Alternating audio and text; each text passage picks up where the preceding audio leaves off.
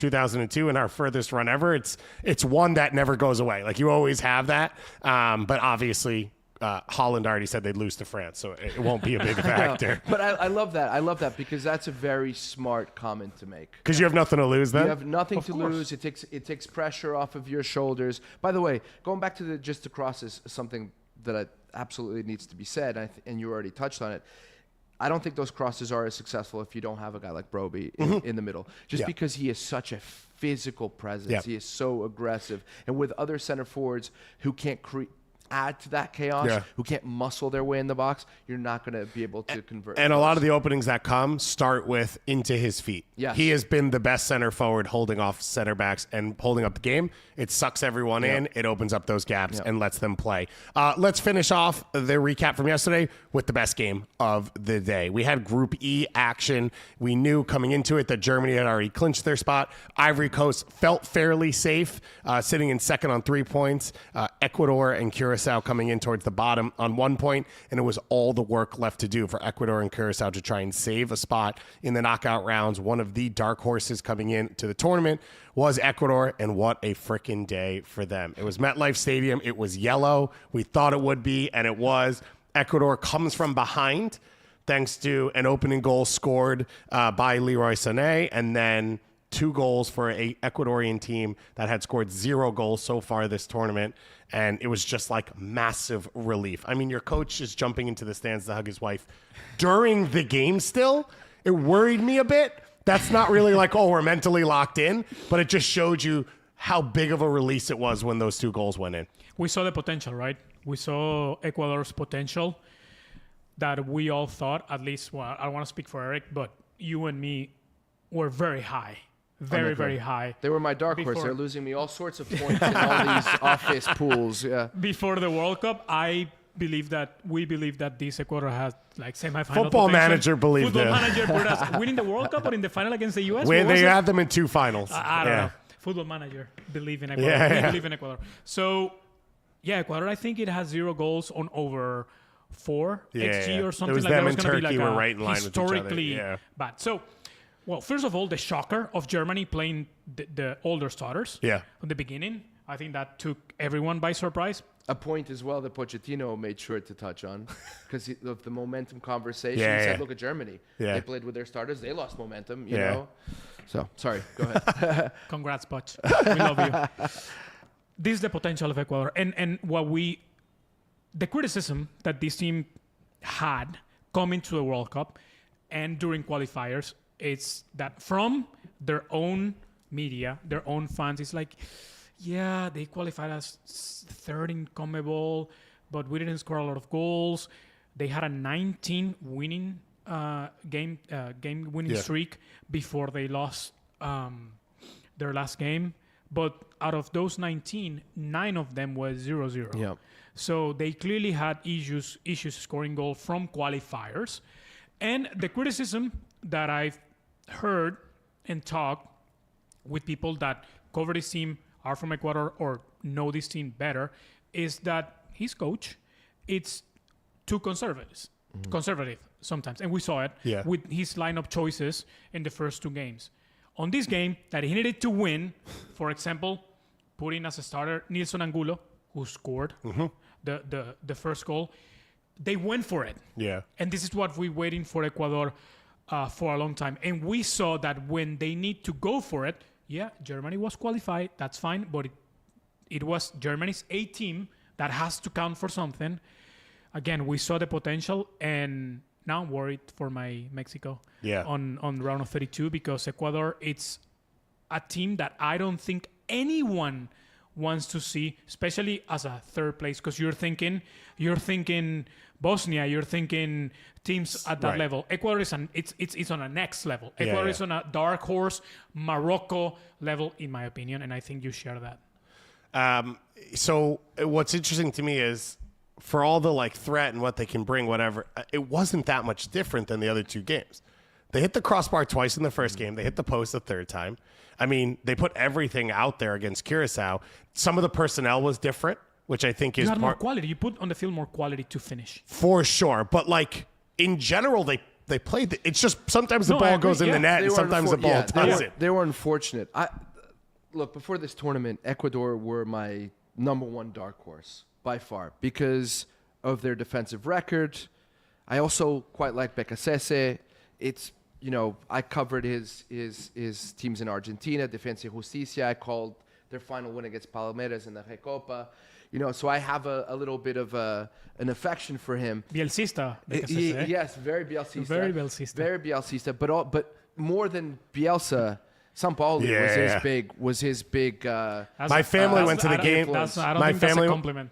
No, but it's the defensive side of things, Yeah. and also the way the heat map in the technical area. I was going going to to say, my family went to the game yesterday, Yeah. and they texted after. They said, so what's the deal with the Ecuador coach? Yeah. And I was like, what do you mean? They were just in line with him in the upper deck, and they were like, stops. he just doesn't stop moving, yelling. And I was like, he's Bielsa light, but really Sampaoli. But also, it's like 80% for nothing. Like, he's yelling at no one. No one can hear him. He's just a nervous Just guy. suck it up. I would be that kind of guy. Yeah. If I would be. I was even with like U18s at Manhattan Soccer Club here in New York. So I understand. Whoa, Timothy Chalamet? That's his club. Well, there are others too. Alex Kessler, Wheeler. Schaffelberg. There you go. There are a lot. The academy does well. But going back to the crux of this team, they are the perfect blend of technical ability and athleticism. And they are very athletic. And what's interesting is I was watching this game with one of my closest friends who's a coach. He's a deputy director at Manhattan Soccer Club. I don't think that's deputy is the exact title. Oh, they're getting real pub here. But you know what I mean. And he said something to me that was really interesting as the game was developing. He said, "You know what I noticed is the biggest difference between Germany now and Germany in the past? Yes, they seem to have a lot of they have a lot of ability. I mean, the attacking riches that they have, second to none, maybe to France. But they don't have that physically imposing style that they used to have, where they had that great blend of the physicality and the skill. And that's what Ecuador has.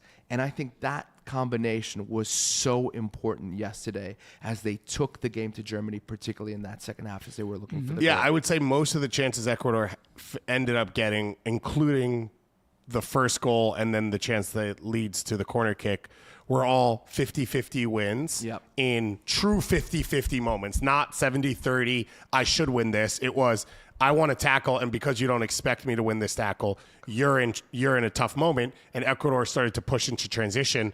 They kept doing it after they were up 2-1, which I thought made sense because I thought they should pad their goal differential. I think I was wrong about that, and everyone else in the world, including Landon Donovan and Ian Dark, mentioned it 1,000 times on the broadcast, and I was like, no, go score. And then I realized on 4 points you were probably safe anyway, so it didn't matter. But I totally agree with you in that Ecuador wins their 1v1 battles better than anyone, and they do it in both ways. It's Hincape and Pacho and all of that, where when they're under pressure, you think you're going to break into the box for a pullback, they win that tackle, and now they're getting out of it. Even Gonzalo Plata. Who's not the most physical player. But for me, a guy whose ceiling is so high and he's not anywhere close to fulfilling his potential. But in this game, he did in every way. Sorry, I cut you off. No, and then the other big piece that happened was Kevin Rodriguez comes on as a target center forward. They play off him a little bit. It helps lead to the goal. Ener Valencia is the best goal scorer on this team because there's not a good goal scorer on this team. But Ener Valencia at this age is not a great player. And I don't think his spot should be set in stone. Agreed. And I think there should be and it could be that Rodriguez plays with Valencia, right? Like, Valencia is not your target hold-up guy. And if you get him facing forward around goal, he'll get shots off and he could score. So it feels like some of this stuff was set in stone for this team, that there could be more flexibility, and that's Angulo coming into the team as well. I still have been yelling over and over, I don't know why Preciado doesn't play more. I think he gives more threat than Yeboah down the right side. 100%. I mean, he's a fullback, though. Preciado is a fullback. But he adds flies a different forward. dynamism. Estupiñán. Estupiñán as well. He gets one He start. just had a bad season. That's the only but thing. still, Yeah. But He when you're at the point where you can't score, You need to score. Like Yes. Estupiñán, it's a great left wing back that gives you another level. It's the frustration we've been talking about that, and that's with Ecuador. Ecuador is elite, probably the best defensive team on the planet. Yeah. And they're elite everywhere except at finishing. I want to take this game real quick a little rant that I have with some of this referee stuff that we have. If you allow me, this is not a Tory Penso. I'm glad you're taking it there. Not Tory Penso. Not Tory Penso criticism. I want to make clear, but I'm also gonna take the Ghana-England game as an example. Referees, ref the game, make decisions. Don't let it go and wait for VAR. It's unbelievable that, for example, the PK against Ghana wasn't called on the field. It's unbelievable that the foul, that at least you don't agree, but in my opinion, I'm on the other side of this one. That the foul of Germany's goal, kick to the face, wasn't called. Then it's unbelievable that, Ecuador, Ener Valencia gets fouled. No, Moises Caicedo gets fouled. A clear foul. Yeah. Everybody saw it, and it's not called. And then Germany goes, scores, and then VAR has to fix it. This was the penalty kick. They got a penalty kick. The penalty kick to Havertz. Yeah. I think the referees are letting it go and then waiting. Oh, if the VAR doesn't call me, it's fine. No. You should ref the game, make the decisions, and if your decision is wrong, that's when VAR comes and fixes it. But I think the referees are letting plays go and not make decisions of fear of making a mistake. No, you should not be afraid of making a mistake because you are the ref. If you make a mistake, that's where VAR should come in and fix it. Well, you can if you kill play. That's the thing, right? If they kill play. Man, yesterday, like. Okay, here's my thing. Let's go into this. Alec Pavlovich chests the ball. The ball comes out in front of him. It's above his legs. It's his ball. He's in possession. He lifts his leg high. He touches the ball. And then Pedro Vite sticks his head in to make a challenge. He didn't stick his head in. He sticks his head in. The ball's above Pavlovich's leg. And Vite sticks his head in. You know you are the only person on the planet. I'm not the only person. Theo agrees with me, and Theo's a Germany fan, so you know he's honest about this. And this one drives me nuts as well because when players go to shoot, right, where you push the ball out in front of you, but your shoulders are over the ball and you wind up, and someone steps in between your foot and the ball, and you kick their foot, it's a foul on you. Even though in my mind, that's your possession, right? It's your moment that they're coming in. I see that one a little bit so more. So that's the one that I feel that this is. Yeah. I don't think it was a foul. The fact that Landon couldn't analyze the goal because it was such a foul, as if it was his world crumbling down, was absurd. And all of you are soft and you're cheats. Whoa! You know that the foul that I think ultimately saves Tory Penso in that game, the one that then rescinds the penalty that was awarded, was exactly like the foul in the Argentina Austria game. You know, that ultimately leads to the Messi goal. And my conclusion from seeing a lot of those not called throughout this tournament, and also then something that one of the commentators said, I don't know whether I was watching it in Spanish or in English, that there had been in the meetings that the referees have, there had been an emphasis on allowing the game to flow. And I think that's what you're seeing. I agree with you in sentiment. You see the foul, call the foul. But I wonder if there is a pressure there to not call certain things that maybe you're a little unsure about in order to allow the game to have some fluency. Yeah. But I'm with you. If you think it's a foul, call the foul. Also, and in the end, I think that decision saves her. Also, if you call it early in a game, the assumption is the players adjust, and then you don't end up calling 27 fouls because the players have just. Had that had that not been corrected, and Germany get that penalty, there would have been hell to pay because of the first goal. 2-0 Ecuador is done. Yeah. So my point is, I agree with you. Letting it go, and we saw it with the assistant. If you're not sure, or if you know it, or if you think you know it, you want to let it go. Yeah. Because then the VAR can intervene. But situations like this, like the foul to Moises Caicedo, it's so clear that I in this case, I just don't get it why the refs are not more certain to call something that is so clear and it's right there. Yeah, and I will say this. I believe that for the most part, this tournament has been very well reffed. I agree, yes. 100%. What's the name of the CONCACAF referee who reffed the game? Ivan Barton. I thought Barton had a good game yesterday. Ivan Barton has some serious Napoleon syndrome.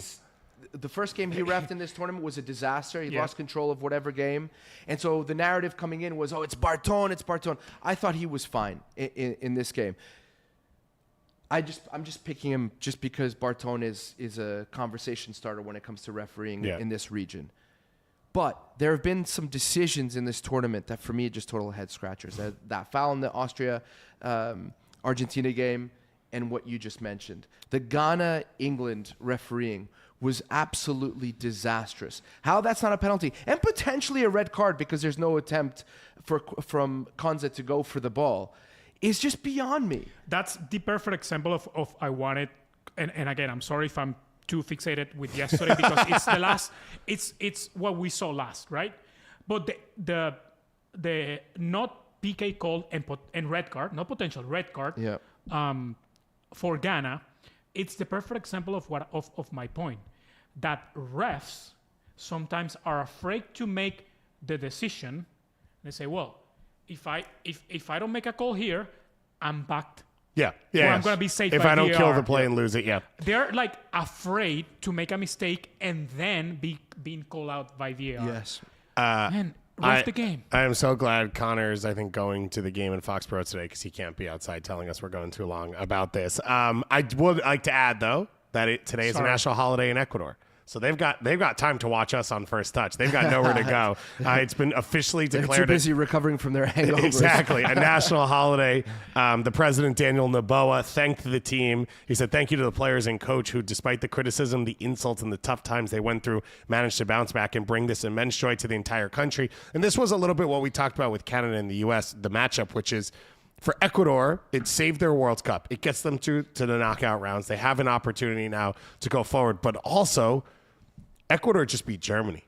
For a team that is not a world power, for a team that, for everything they did in qualifying, has not been to a Copa America final, has not been to a Copa America semifinal. They have not won trophies. They don't have a history at this high level. There is still inferiority complex with a lot of what's happening. The Independiente de Valle stuff has obviously shifted things really quickly.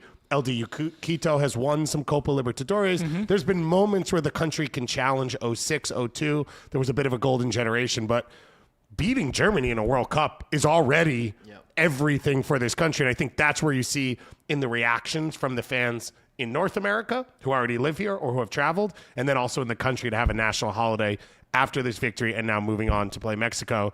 This is what the World Cup's about. And I think you really felt it yesterday. You saw it in the reactions.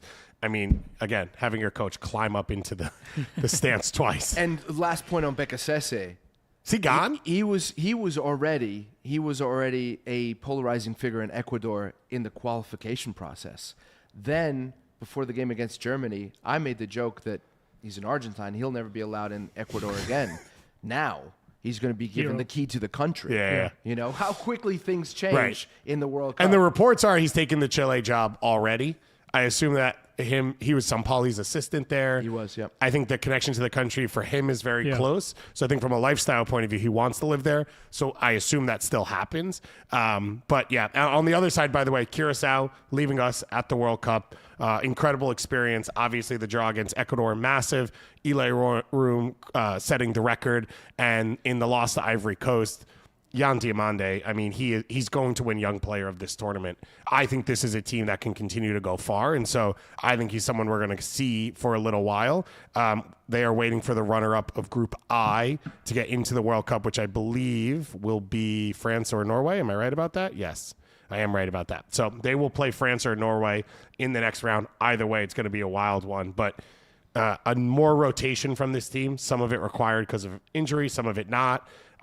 Nicolas Pepe has been really good. He really has. In this tournament. The finish was good. He created the chance. It should have been an assist against Germany to win the game. He's got something to prove as well. He's played with spark. He's played on the front foot for the first time in a really long time, it feels like. He reminded me, in this tournament, he's reminded me of the Nicolas Pepe who played for Lille. Yeah. Which is the reason Arsenal broke the coffers for and never quite lived up to the billing. You know what's interesting? This team is so good. This Ivory Coast team, under the radar coming in. Everybody was focused on Senegal, which I have a lot of issues with in the way that they've approached this World Cup. But the fact that you can bring Ousmane Diomande, the center back, as your third string center back on this team just shows you just how deep the Ivory Coast are. Côte d'Ivoire. Special group, special team. So they will move on, as I said, in second place. Ecuador has locked their spot because of the 4 points they are on. All right, let's dig into what we have to come here today. We've got 3 more groups that will close up action.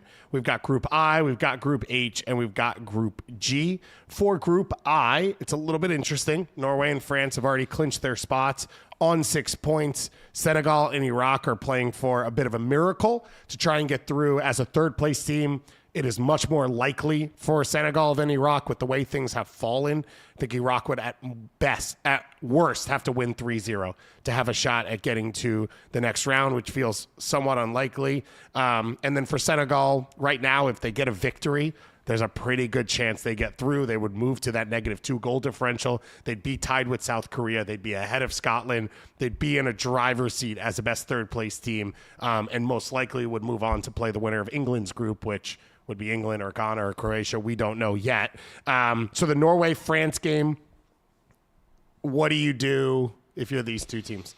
How do you handle this one if you're... let's start with France, who have probably more options, and then Norway, who they, similar to the U.S., have 7 players who need to be on the field in your biggest games. And do you worry about rust or do you worry about rest? If there's an abyss when it comes to the U.S. men's national team in terms of the talent disparity between first and second team, what are we going to call the disparity between the Norwegian first team and second team? Is there even a second team to this Norwegian national team? Because I would say that this Norwegian side is greater than the sum of its parts. I mean, there are players on Norway in Norway's 11 who are not good enough to be on a national team. Maybe I'm being... I don't think Berge, for example, is a very good player, the Fulham center mid. But he's very effective in this system. If you pull out some pieces from this Norway side, I think they get trounced by France. I really do. Yeah, I completely agree. What would I do? I think both teams are going to go out with their best. I don't think France want to...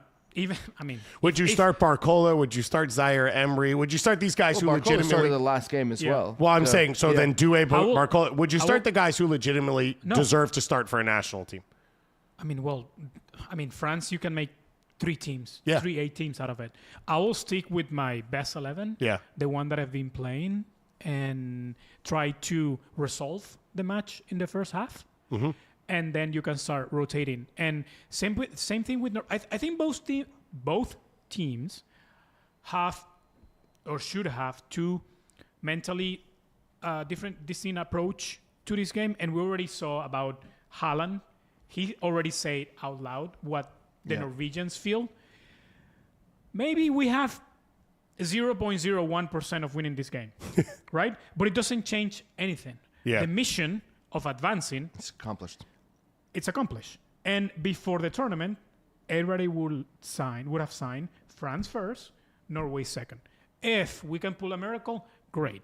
If not, let's take a chance. France, on the other way, should be more concerned, and this is what I'm saying, just go with your best, try to resolve the game, because if you're France, you're the one that has the pressure of getting the result and winning the group, because that's what everybody's expecting. And also, it guarantees you a better place in the bracket because of the way FIFA made the bracket of France, Spain, Argentina, and who's the fourth? England don't meet each other until semifinal. So I think... I like that everyone thought Spain was going to be the one that threw that off. I think there's a chance it's England. I think if England drops a result against Panama here, they may not. They wouldn't finish in first place in Panama their group. Played well in their last game. Los Canaleros are in the city because that game's in New York, and I've been repping them. 4 England fans walked by while me and my Mexican friend were waiting for our breakfast sandwich, and I yelled, "Oh, England!" And they turned to me. I said, "Vamos Los Canaleros," and they were. And the guy literally goes, "Nah, mate." Like couldn't believe that. That's who I was going to say. You're just gagging for a fight. That's what. Hey, I'm here and I'm ready for it. I think Norway put out their starters in this game. I thought they were really fortunate against Senegal. Senegal looked good. Again, made some boneheaded, naive decisions on the ball, which was what hurt them against France, until France turned on the Jets in the second half as well.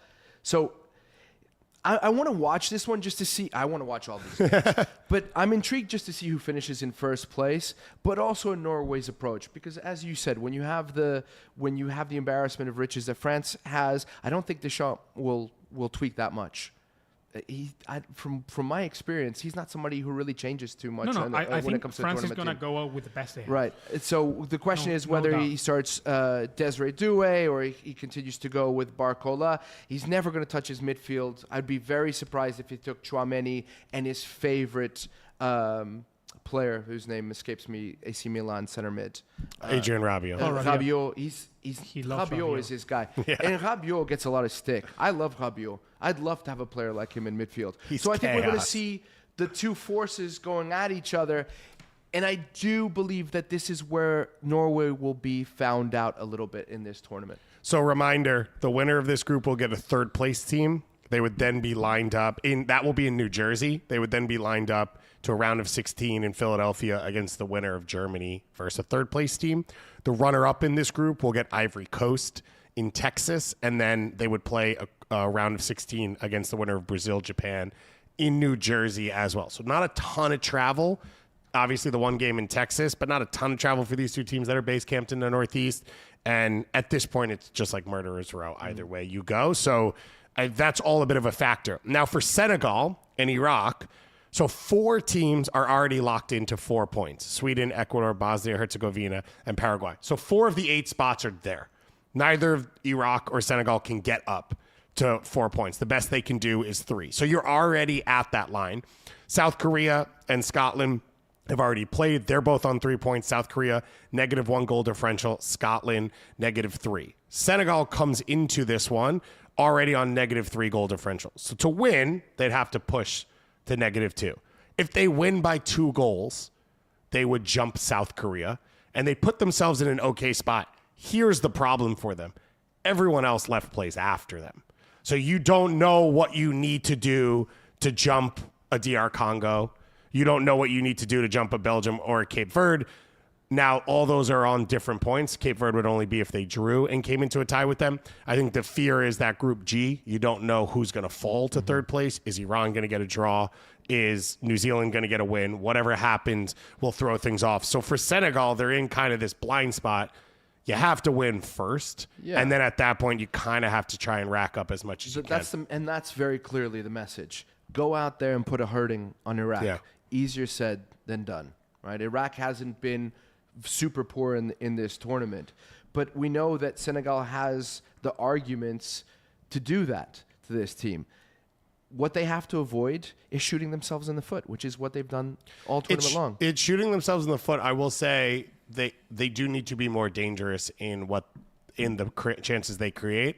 I would potentially look at dumping Nicholas Jackson out of the starting lineup, putting Ismail Sarr in that center forward position, or just putting Sadio Mane in that center forward position. Mane's not done very much. But he's out wide trying to take guys on 1v1. Yeah. And what I said, I think, on the show was you look at what Mohamed Salah has done for Egypt. He's not Salah anymore. He can't. Right. He does, I mean, he literally lost a foot race to Michael Boxall. That's the world we live in now.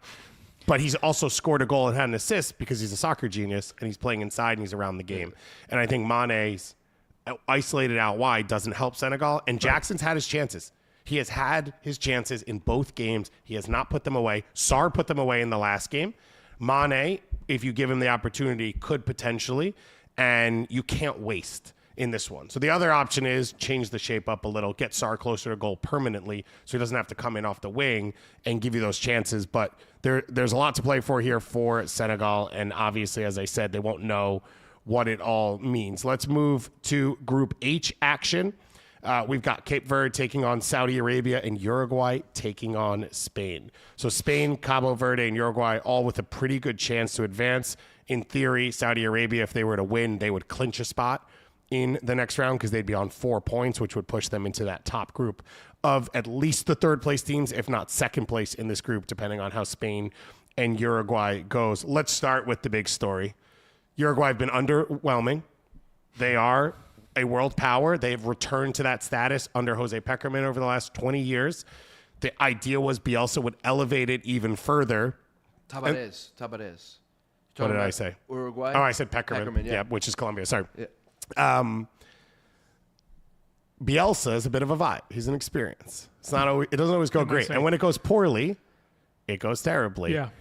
It has gone poorly so far, and reports are already coming out that what we're seeing on the field is classic Bielsa behind the scenes, which is arguments and fights between the players and him, and a lot of questions about loyalty and where we stand. And there's a chance that after today, they lose, and it all comes out that this whole thing has been a mess. Are we talking about Love Island or Uruguay? Let's talk about Bielsa Island.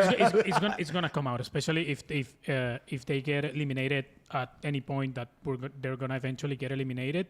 Bielsa is gonna leave the team, and of course that when he leaves the team, then everything is gonna explode. So the thing with Bielsa is that he wears thin very, very fast, and if things are not going well on the field, that becomes even that accelerates the eventual explosion. The last 2 World Cups, Russia and Qatar, working for Univision and TUDN, I had the opportunity to have ex-Bielsa players, ex-Argentinian players as analysts and talking with them about him. And Not 1995 Atlas players? No. And they don't have great things to say because Bielsa is a hard coach, and the longer it goes, that message and that attitude wears thin. I think Bielsa, and especially those Argentinian players that were around of the 2002 team, we were talking about this before the show. In my opinion, the most talented Argentinian team that I've seen in my lifetime, with Hernán Crespo y Batistuta at their peaks. Pochettino Pochettino as a center mid, but you have Ortega, Verón, Juan Pablo Sorín, Javier Zanetti at their peak, and that team flame out at group stage. Yeah. Because Hernán Crespo was on the bench. It was friction between Crespo and Bielsa that lead to players that wanted Crespo on the field to then turn on Bielsa, et cetera, et cetera. So we're seeing that with Uruguay right now, and it affecting the team on the field. Now, the other thing that I'm extra interested to see is that whoever finished second on this group faces Argentina on the round of 32. As of now, it's Uruguay. And having an Argentina-Uruguay on round of 32 fantastic. with Bielsa in the middle of everything will be the best storyline so far in the World Cup. But can you imagine that Uruguay beats Spain and we have Spain-Argentina in the round of 32? Even better. Even better. So that's what I'm looking for out of this game. What Uruguay is going to show on the field after the reports of the meeting and the confrontation with Bielsa. But who's going to face Argentina on round of 32? The 2 things out of the meeting confrontation that we've seen, and for anyone who doesn't know, Marcelo Bielsa is this genius of a manager.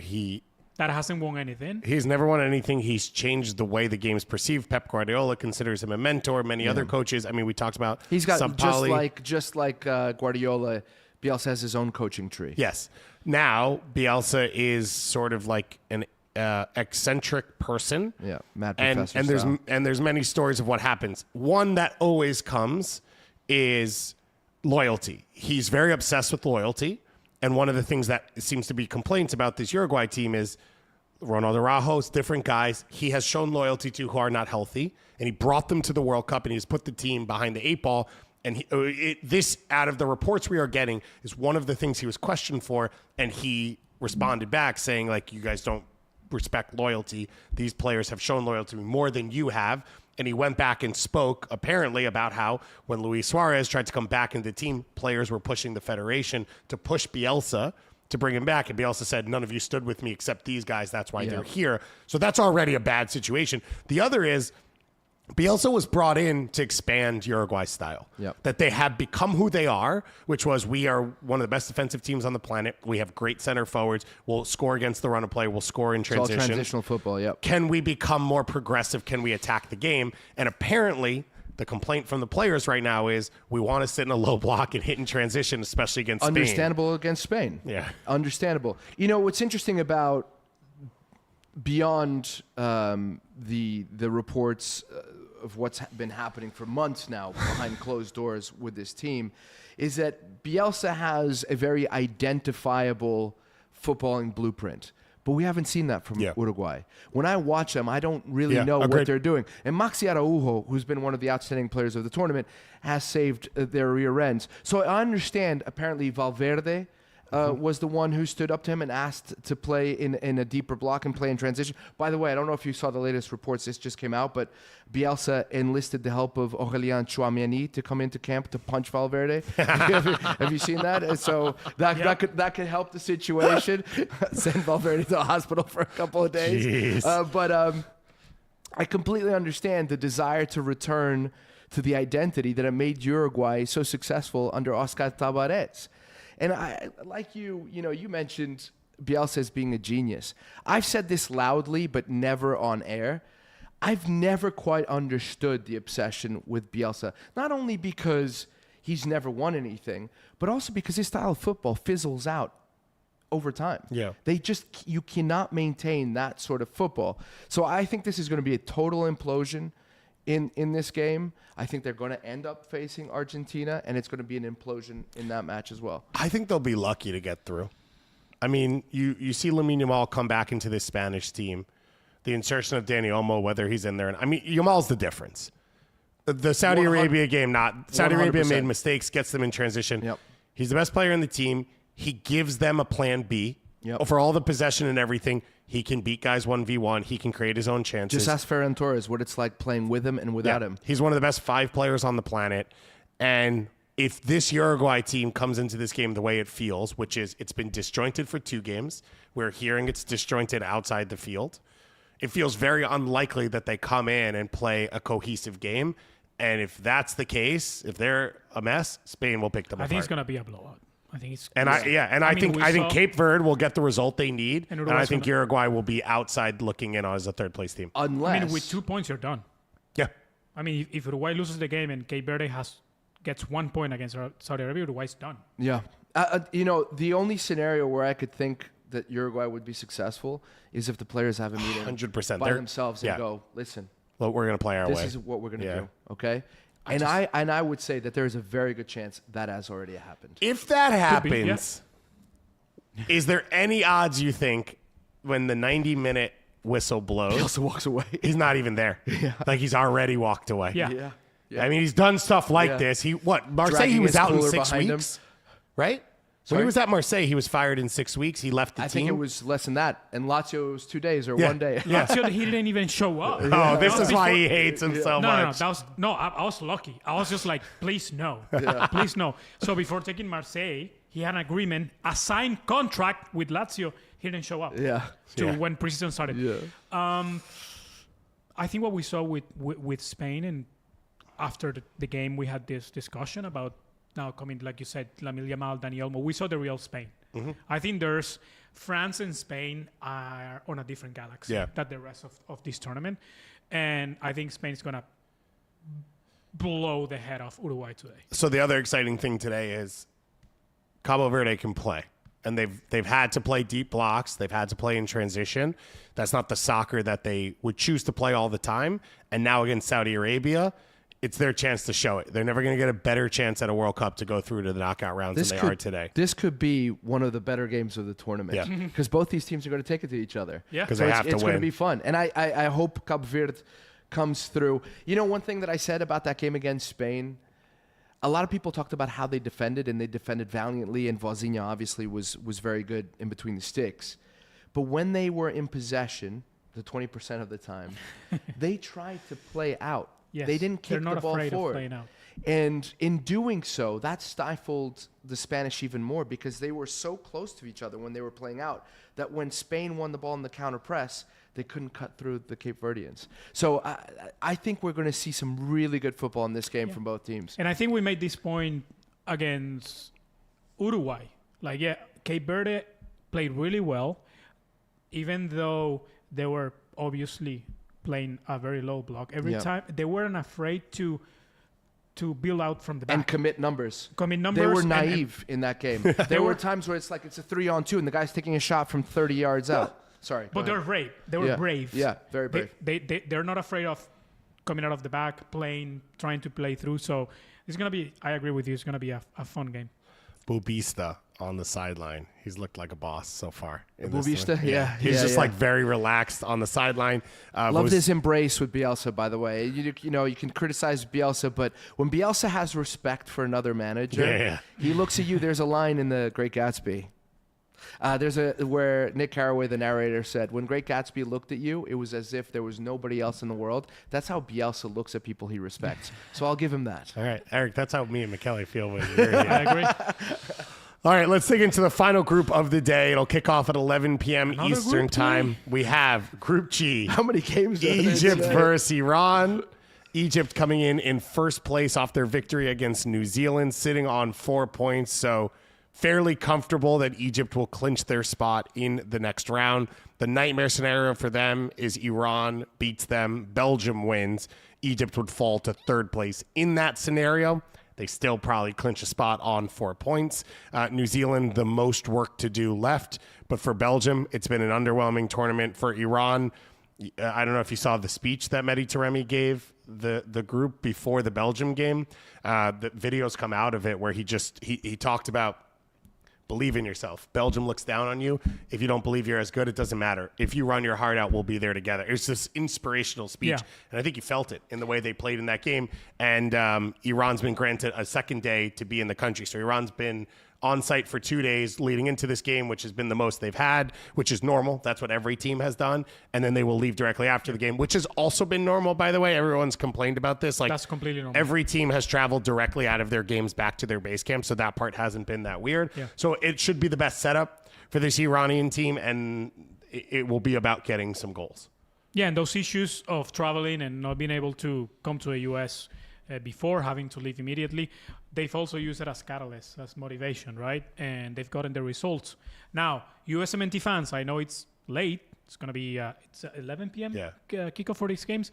But pay attention because the winner of this group is going to be potentially in the quadrant. The USMNT rival on round of 16. Belgium, Jeremy Doku's back after he missed the last game with a sickness, and then he traveled. Reports are that his wife already delivered a baby, and he was there. Good job, Jeremy Doku. That's what you're supposed to do, and because that's the Cut that umbilical cord. Exactly. Yeah. I was told Eric was actually asked to leave during that whole section of his job. So my biggest question: Get out of the room.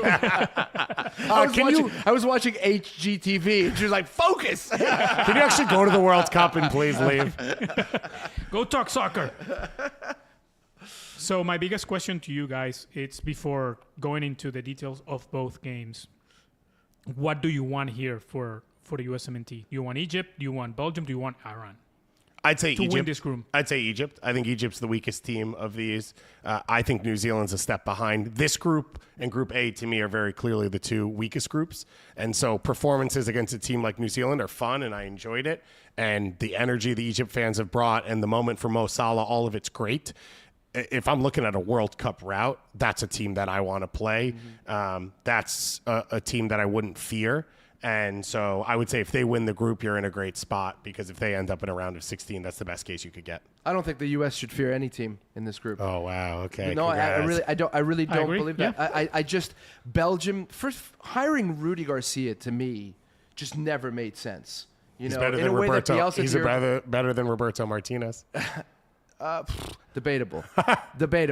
I love a Rudy Garcia team. I liked his Roma teams. I like his little teams. Okay, I'll give him credit for I think Roma. I think they play to their level, and I think Roberto Martinez teams play below their I level. love him at Roma. He lost all the derbies against Lazio. against Lazio. He did. That's right. I think He was lost the first all of them. First manager ever, right? He didn't win anything. I think he's still win. living off that 2010, 2011 reputation when he won a Liga. He did the double that year. He's known for being an attacking-minded head coach. Always has. Where are the patterns of play for Belgium? Yeah.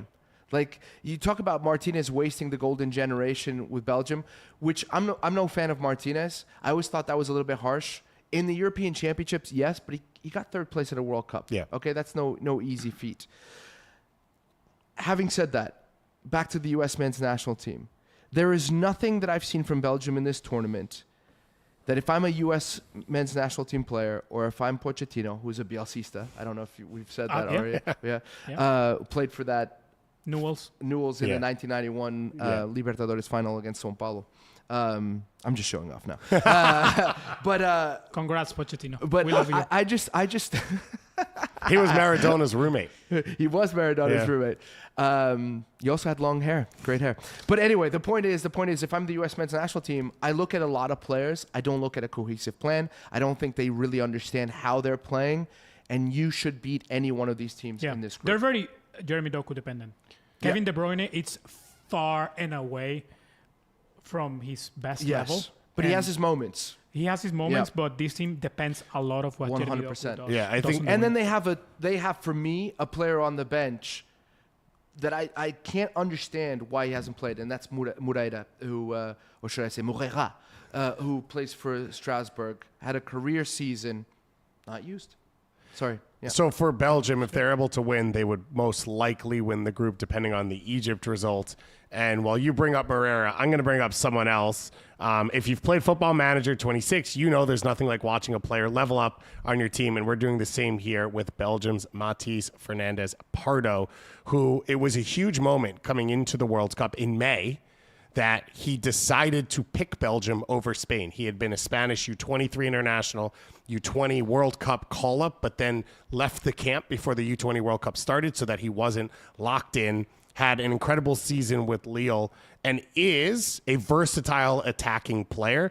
On our Football Manager profile, his speed comes in just one behind Erling Haaland. So his breakout ability speed is elite. He can play on one of the wide positions as an attacker. I think he's at his best as a center forward. I think we saw that in central attacking spots with Lille. And I do think it's a massive part of what this Belgium team is missing, because you saw Lukaku come in the first game, immediately creates the own goal because of his pressure centrally. But everything with Lukaku still has to come to his feet because he can't really stretch the game over the top. And I think this would be an opportunity whether you start him or you bring him in maybe a little bit earlier off the bench. Everything with Belgium feels slow. Mm-hmm. Outside of Doku, no one stretches the game. And here would be an opportunity for a young player who you've committed a spot to on the team because you wanted to bring him into the program as the talent gap sort of starts to shrink post-Golden Generation. This is a guy that you're looking to lean on for the next 10 years. But I think he's good enough now to bring a difference to this team, and I would love to see him out there on the field. We've been pretty spot on so far at level ups. We've had Jan Diamande. We've had Johan Manzambi.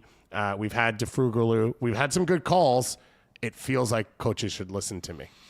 Yeah, and so many decent young players. By the way, going back to the whole point about the Belgian players not really knowing what they're doing, just look at the way they played the first game. You have De Ketelaere, who's not really a center forward, a second forward, and that's not working.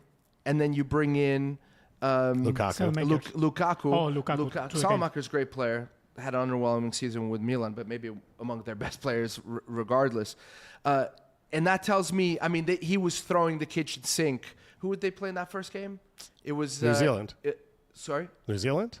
Was it New Zealand? Yeah. Anyway, I forget. One game is going into another. Egypt. Yeah. But that was a perfect example. Can I tell a Football Manager story very quickly? Mm-hmm. Okay. I love the game. Mm-hmm. And if you love the game, by the way, international mode is now available. You can download on Steam or on PlayStation, Xbox, Nintendo Switch, anything, and it's 50% off till July 9th. What a plug. Do that. That wasn't scripted. I love the game. I was a little story about me. I used to get into a lot of trouble when I was a high schooler. I grew up in the south coast of Portugal, and I was on the beach and playing soccer all the time, and my studies went out the window. So I was flunking out of school, got kicked out of 2. It was a disaster. And my father, with the help of my brother, decided to send me to boarding school in England. Luckily, they had the finances to do that. And I was introduced to Football Manager. But I didn't have a computer. And one of the guys who lived in a room by himself had it, and I started playing it. And I loved that game so much that I used to break into his room while he was sleeping to play the game. That's how much I played the game. And he would never catch me because I'd be quiet. And one day he woke up and he goes, "What are you doing here? Get out! And he deleted the game off his computer. Nah. So, What team were you playing as? that specific time, I was playing with Barcelona. Oh, must be nice. I used to pick all the top teams so I could win stuff. I don't do that anymore. I started one, and I actually did a Portuguese second division team good for you. at Tondela. Tondela. Yeah, and no one wanted to come, which was shocking to me because that's my dream job to just like kind of be average in Portugal. Let's now relate second division Portugal to World Cup and one of our groups, Cabo Verde. Yeah. Torriense won the Portuguese Cup against my team Sporting, and the winning goal scored by one of the Cape Verdean center forwards whose name escapes me right now. But there you go. So, real quick, I want to do this, and then because I have a great Cape Verde story that we're going to close on, and Jordan's been ready to leave for about 5 hours. I have France in first, Norway in second, Senegal in third. Senegal finishes with a good enough result that they get through as a third place team. I'm going to have in the other groups, I'm going to put Belgium with a victory. I'm going to say Iran wins and Egypt falls to third place on 4 points and they get through. And then in the last one, what I have to say, Spain's going to win and Cape Verde wins and Uruguay go out. Does anyone else have any other picks besides the ones that I just put out there? I'm just going to give you one. Yeah. New Zealand with the upset against Belgium. Okay. And they get through on 4 points. Hell yeah. You heard it here first. All my predictions juiced. have been wrong so far. All my predictions. Elijah juiced. Are you a Team Payne stan? Sorry? How does it? Team Payne? Tim Payne. Team Payne stan? Oh, he's the right Are you a back. follower? No. No, the guy now with the 10 million Yeah. followers. I or don't really know. follow soccer players on Instagram. Yeah. Like, Me there's neither, enough so- soccer in my life. Yeah. He's a Also, superstar now. Yeah, he is. None of them are really interesting, but you should follow us. Follow First Touch _KSM on Instagram. Follow SoccerWise. Follow SoccerWise Woso as well. Everything for you. And let me finish on this story because you reminded me of it when you talked about school. A woman named Jill Tucker put on social media crazy story. and said, if you ever doubt how magical the world is, one day you'll decide to go to watch a World Cup party in Oakland, where you live. You found online to root for a country where you spent 2 years trying to teach English to Cape Verdean teenagers. And she walks in and she starts speaking to one of the guys who helps run the watch party. And he was one of her students like 35 years ago in Cape Verde when she was teaching English as part of the Peace Corps. And now 35 years later, she's at home in Oakland. He has learned how to speak English. He apologized for how poor all the students were, their behaviors. He still remembered the songs she had used to teach them English. And now the game has connected them all the way on the other side of the world. I mean, what a crazy That's story. what I love, especially about the World Cup, when you get these teams that you don't know anything about their nation, and you start to learn about their culture. There's teams that, and I'm gonna be completely honest. If you tell me right now, some teams point them in a map, I don't know where they are. We'll play the tap I mean, game I know. You know the where- region. I know the region, Yeah. but exactly where like, okay, I know they're. That's better than a lot of people. Yeah. Especially in this country. Yes. Don't get me started. I was going to say that. So not so glad you did. I can say it. I can say it. I'm Italian Venezuelan. So, so what I'm saying is that I love that because you get invested, not in just in the individuals, like his goalkeeper. Now he also has like 10 million followers. Vozin, He has more followers than Tom Brady on Instagram. I saw it. It's Good. crazy. The power of the World Cup. Yeah. The power of the World Cup is special. Life-changing. We appreciate all of you being here with us. Guess what? We get to do this literally every single day, the entire World Cup. There is so much to talk about. Tomorrow, we will come back. We'll recap everything we saw today. Fingers crossed. I'm going to be dancing out in the streets with Egypt or Iran fans Go on, Kiwis. later tonight to be able to bring that up. And then we will preview, of course, the final day of group stage action tomorrow morning. It will be the final 3 groups to close things up. Then we will know everyone who is moving into the knockout rounds, exactly what the matchups look like. We will have your USMNT Bosnia preview that we will put together tomorrow so that there's enough time leading into the game for everyone to digest everything around it. And then on Sunday, Canada faces South Africa at SoFi Stadium at 3 p.m. Eastern time to begin a round of 32. From there, we have 3 knockout games a day till we get to the round of 16. No breaks in between. We roll all the way through to the quarterfinals. So thank you to both of you for being here. Eric, we're excited to have you in studio with us for the next week. Big shout out to Kuba and Thea being here for emotional support. Huge shout out to Jordan for carrying the load early in this morning. And thank you once again to Derek for being with us late at night yesterday. Huge shout out to everyone in the chat joining us for this one. Please continue to spread the word to any friends or family who you think have a half inkling, or they're enjoying soccer, they're getting into the World Cup, they're thinking about getting into it, they want to learn a little bit more about Cabo Verde, they want to learn a little bit more about Eric's childhood. We are the show to send you. Once again, no thank you to Connor, and we'll talk to you all again very, very soon.